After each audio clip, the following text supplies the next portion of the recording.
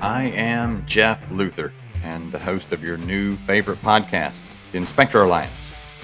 This is where we'll peel back the curtain and get behind successful service industry businesses to see just what makes them tick.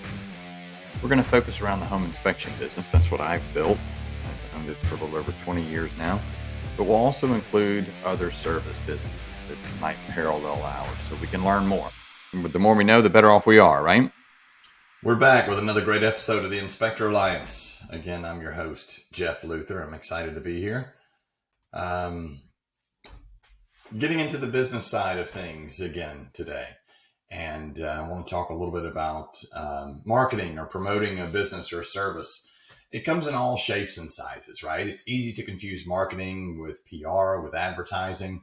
PR, or public relations, is about cultivating relationships between an organization or individuals and key public figures, more about managing an image. And then marketing emphasizes the promotion of products and services for the purpose of revenue, which is what we do.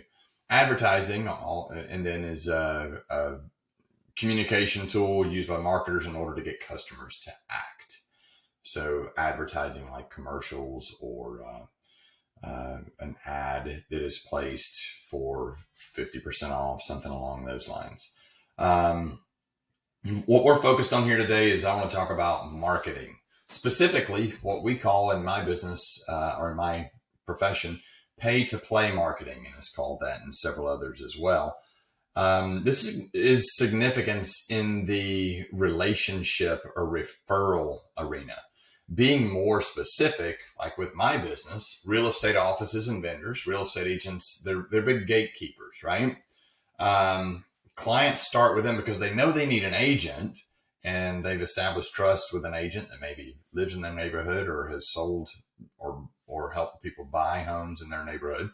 So they start there, and then all the other things that come with buying a house they don't know that they need: the home inspection, the appraisal, finding a good lender, any other caveats that may be associated with buying that home, vendors for HVAC equipment, pools, spas, anything like that.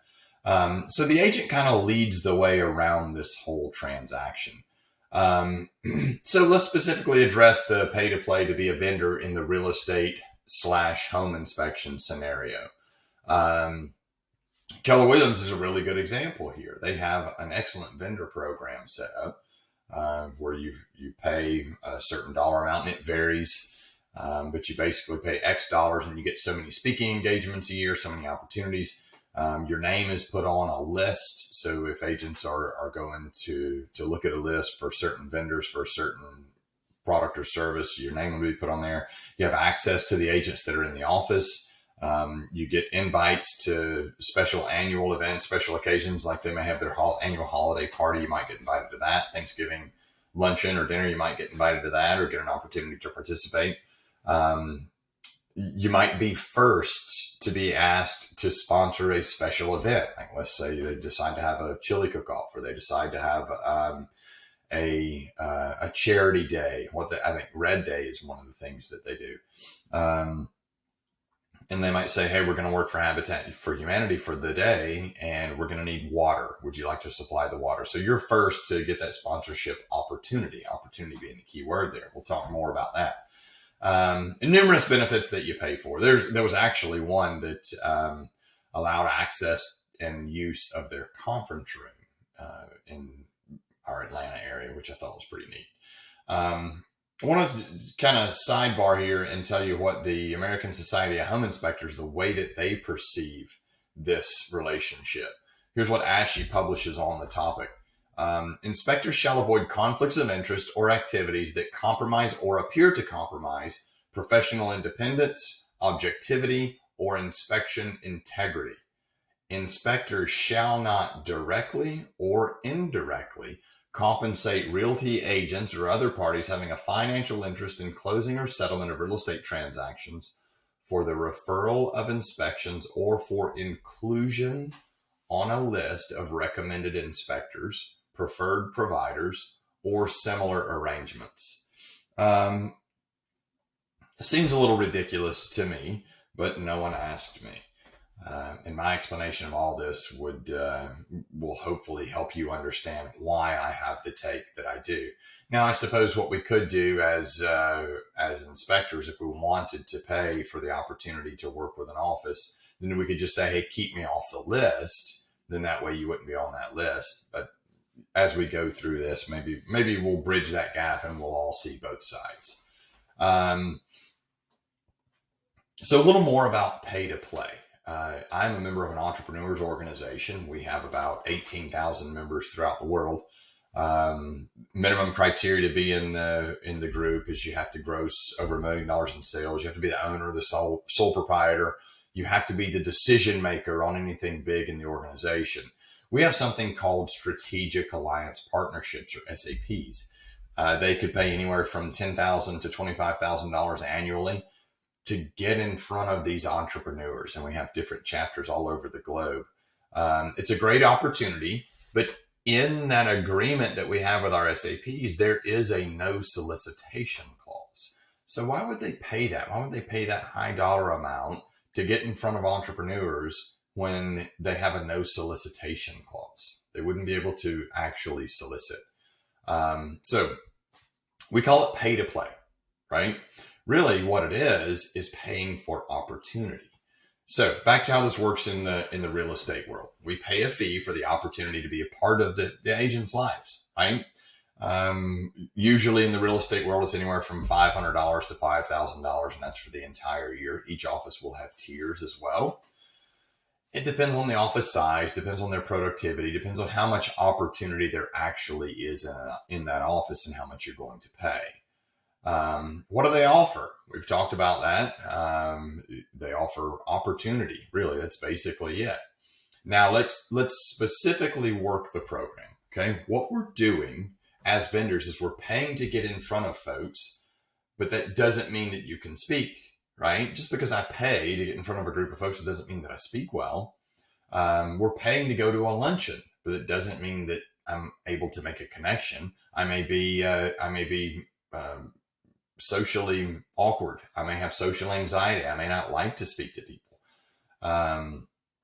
I'm paying for the opportunity to teach a class, but that doesn't mean I have good content that's going to resonate with anybody. I'm paying to get to associate myself with real estate agents. That doesn't make me likable. I can't pay to be likable. I'm paying, but that doesn't mean that I'm trustworthy, right? We're paying for an opportunity to market. We're paying for the opportunity to get in front of folks and market a product or market a service in my case.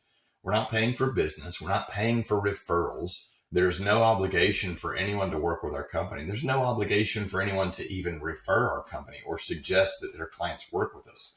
What we're paying for is the opportunity to earn trust, the opportunity to get in front of folks where we could market our business, the opportunity to prove that I'm likable, the opportunity to earn trust, right? To build that relationship. I'm paying for an opportunity. We're simply paying for the opportunity to participate. Just by virtue of writing a check doesn't mean that we're going to get business. It's an opportunity and we have to contribute, and that's how we make that happen. This is why I disagree with the position that ASHI has taken on the specific topic. It's too bad that the organization kind of operates in a vacuum. And all of this is kind of applicable in terms of real life, in my opinion. I want to read something that a good friend of mine sent me in response to a recent podcast that we had.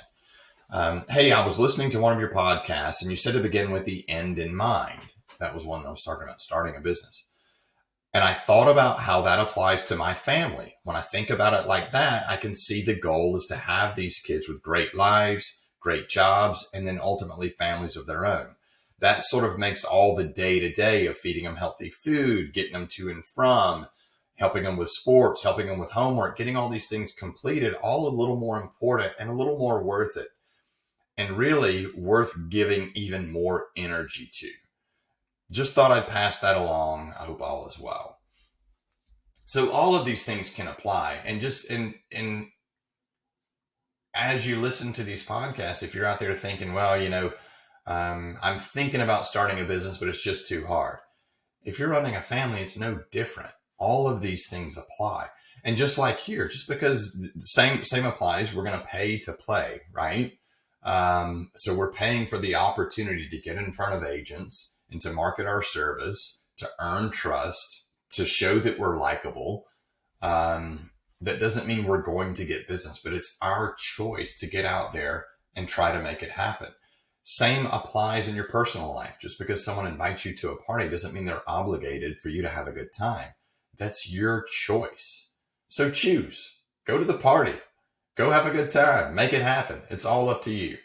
Again, I'm Jeff Luther. This is the Inspector Alliance. I hope this has been helpful. Try to keep these somewhat short so they're easily digestible and make them applicable to your business. And if this is helpful to you, click that like button, follow us along, and I'll see you next time.